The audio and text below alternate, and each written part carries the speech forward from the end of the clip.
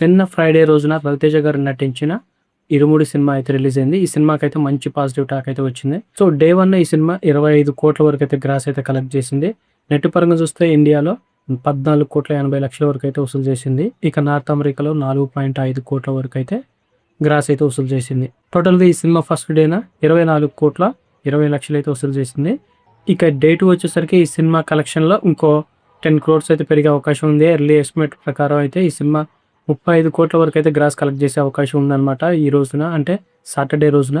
So day 2 మాత్రం చాలా స్ట్రాంగ్‌గా హోల్డ్ చేసిందనమాట. సో గంటకి దాదాపుగా 40,000 టికెట్లకు పైగా ఈ సినిమాకి బుక్ అవుతున్నట్టు చెప్తున్నారు. సో ఈ సినిమా హిట్ అవ్వాలనిపించుకోవాలంటే ఈ సినిమాకి 22 కోట్ల షేర్ రావాలి. 40 కోట్ల గ్రాస్ అయితే రావాలి. సో ఈ సినిమా సాటర్డే అంటే రెండో రోజునే ఈ సినిమా బ్రేక్ ఈవెన్ అయ్యే అవకాశం అయితే ఎక్కువగా కనిపిస్తుందనమాట. ఎందుకంటే దాదాపు 35 కోట్ల వరకు గ్రాస్ వచ్చిందంటే డే 2 వచ్చేసరికి డే 1, డే 2 వచ్చేసరికి దాదాపుగా 60 కోట్ల పైనే వచ్చినట్టు. సో ఖచ్చితంగా డే 2 అయితే ఈ సినిమా బ్రేక్ ఈవెన్ అయితే కంప్లీట్ చేసుకుంది. ఇక సండే రోజున కూడా ఈ సినిమాకి కలెక్షన్‌లో ఇంకా పెరిగే అవకాశం అయితే ఉంది సండే కాబట్టి. ఎట్లా లేదన్నా ఈ సినిమా సండే నుంచి అయితే ఖచ్చితంగా లాభాలైతే తీసుకునే అవకాశం ఉందనమాట. ఈ సినిమా బ్లాక్ బస్టర్ టాక్ వచ్చింది కాబట్టి ఈ సినిమాకి సండే నుంచి వచ్చే కలెక్షన్స్‌లో దాదాపుగా మొత్తం లాభాలే ఉంటాయి. నాకు తెలిసి 2 డేస్‌లోనే ఇది బ్రేక్ ఈవెన్ అయితే కంప్లీట్ చేసుకుంటుంది. మూడో రోజు నుంచి కూడా సినిమా లాభాలు తీసుకోవడం అయితే స్టార్ట్ అవుతుందనమాట. ఇంత తక్కువ టైంలో బ్రేక్ ఈవెన్ అంటే 2, 3 డేస్‌లోనే బ్రేక్ ఈవెన్ అయిన సినిమాలు చాలా తక్కువ అనమాట. అందులో రవితేజ గారి సినిమాలంటే లాంగ్ రన్ అయినా గానీ ఈ సినిమాలైతే చాలా వరకు అయితే బ్రేక్ ఈవెన్ కంప్లీట్ చేసుకోలేకపోతున్నాయి.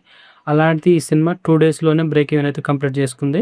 సో సినిమాల్లో ఏమన్నా మ్యాటర్ ఉందా అంటే మ్యాటర్ ఉంది. బట్ కొన్నిటిని గ్రాంటెడ్‌గా తీసుకున్నారు. సో స్టోరీ విషయానికొస్తే చాలా సినిమాల్లో చూసిన స్టోరీ లాగానే అనిపిస్తుంది. కాకపోతే కొంచెం దానికి సస్పెన్స్ థ్రిల్లర్ యాడ్ చేసి ఆ సినిమాని అలా హోల్డ్ చేస్తూ సినిమాని క్లైమాక్స్ వరకు తీసుకెళ్ళగలిగారు. సో అది సినిమాకి కొంచెం మెయిన్ పాయింట్ అని చెప్పాలి. అలాగే రవితేజ గారి డివోషనల్ గెటప్పు, స్వామి మాల ధరించినప్పుడు ఆయన బ్లాక్ డ్రెస్సు, ఆయన పాటించే విధానాలు కొంచెం సినిమాకి కొంచెం హోల్డ్ తెచ్చాయనమాట. అందులో ఒకటి అయ్యప్ప స్వామి పాటలు కూడా ఒక 2 సాంగ్స్‌ని బాగా వాడుకున్నారు. వాటిని కూడా ఈ సినిమాకి ప్లస్ అయినాయనమాట.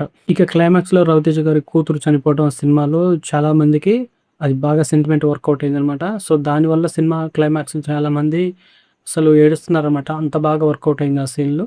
అలాగే ఇంటర్వెల్ బ్యాక్ డ్రాప్ కూడా చాలా బాగుంటుంది. అంటే పెద్దగా హై ఇచ్చే ఎలివేషన్ కాకపోయినా గానీ ఇంటర్వెల్ దగ్గర ఏదో సస్పెన్స్ క్రియేట్ చేస్తూ వదిలేస్తాడనమాట. అది కొంచెం బాగుంటుంది. అలాగే ఇంటర్వెల్ తర్వాత ఎమ్మటే సెకండ్ హాఫ్‌లో మల్లెపూల పల్లకి పాట అందుకోవడం, అక్కడ చిన్న ఫైటు లాగా చూపించడం అది బాగుంది. ఆ చేజింగ్ అదంతా బాగుందనమాట. ఆ సినిమాకి చాలా వరకు హోల్డ్ తీసుకొచ్చినాయి అలాంటి సీన్స్.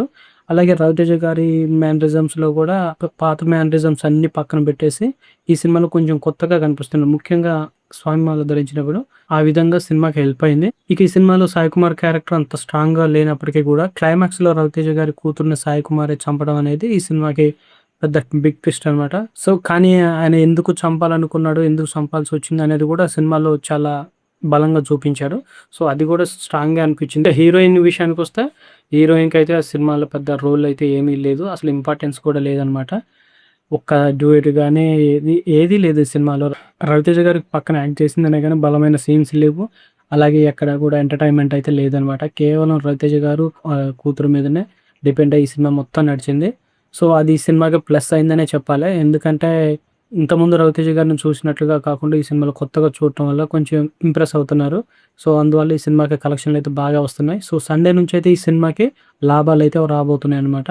సో ఇది గుడ్ న్యూస్ అనమాట రవితేజ గారి సినిమాకి.